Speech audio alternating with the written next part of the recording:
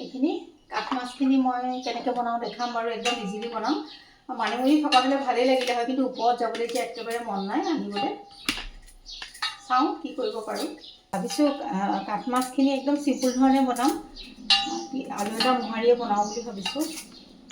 কেনেকৈ পাৰোঁ দেখাম আৰু। একদম কেতিয়াবা এইবিলাক মাছ সাধাৰণভাৱে খায়ে ভাল লাগে।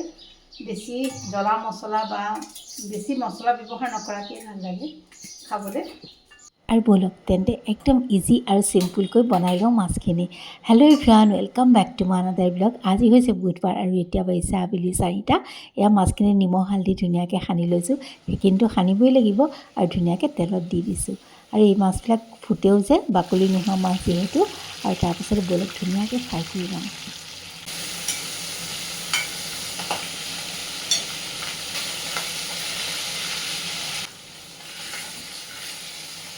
আৰু মই একেবাৰে ডিপ ফ্ৰাই কৰি পেলোৱা নাই, যিহেতু মাছখিনি মই জোল বনাম।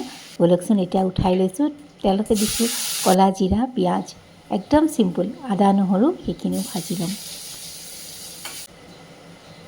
আৰু এই ছাইডত বাতিটোত লৈছোঁ হালধি, জিৰা, ধনিয়া পাউডাৰ, নিমখ অকণমান, এনেকৈয়ে লৈছোঁ। একদম চিম্পুলভাৱে, বিশেষ একো মা মছলাও ব্যৱহাৰ নকৰোঁ আৰু পানীতে সেইখিনি ঘুটি লৈছোঁ। আৰু এতিয়া ইয়াত দি দিছোঁ।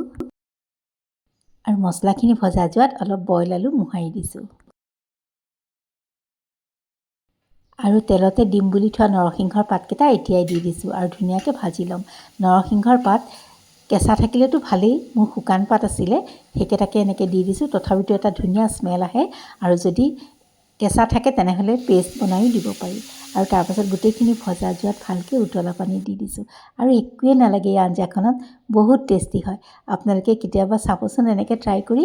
কাঠ মাছটো আচলতে তাৰ নিজৰ সোৱাদতেই ভাল লাগে, কোনো মা মছলাৰ প্ৰয়োজন নহয়। আৰু এতিয়া মই ধুনীয়াকৈ দি দিছোঁ মাছকেইটুকুৰ আৰু খুব ভালকৈ উতলাম, যাতে মাছৰ টেষ্টটো আহি যায় আঞ্জাখনলৈ।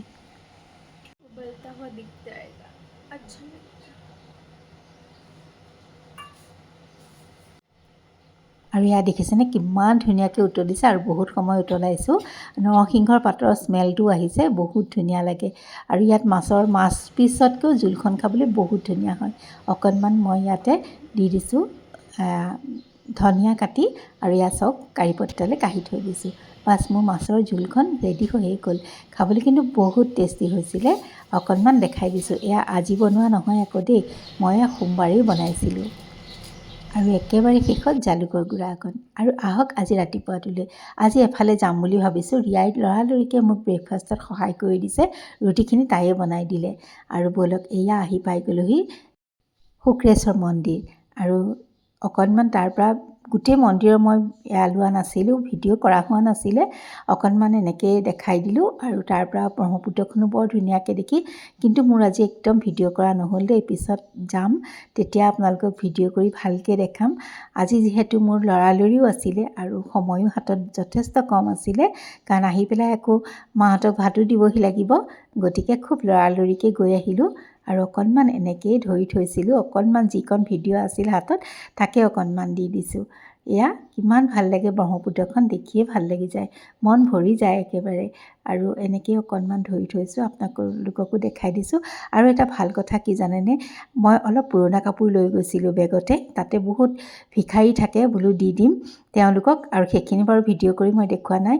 আপোনালোকৰ গুৱাহাটীবাসীসকলৰ যদি এনেকুৱা থাকে পুৰণা কাপোৰ, ঘৰত এনেই মানে থকা বস্তু, তেনেকৈ লৈ যাবচোন, দি দিব, নিজৰে মনটো ভাল লাগিব। আৰু তেন্তে আজিলৈ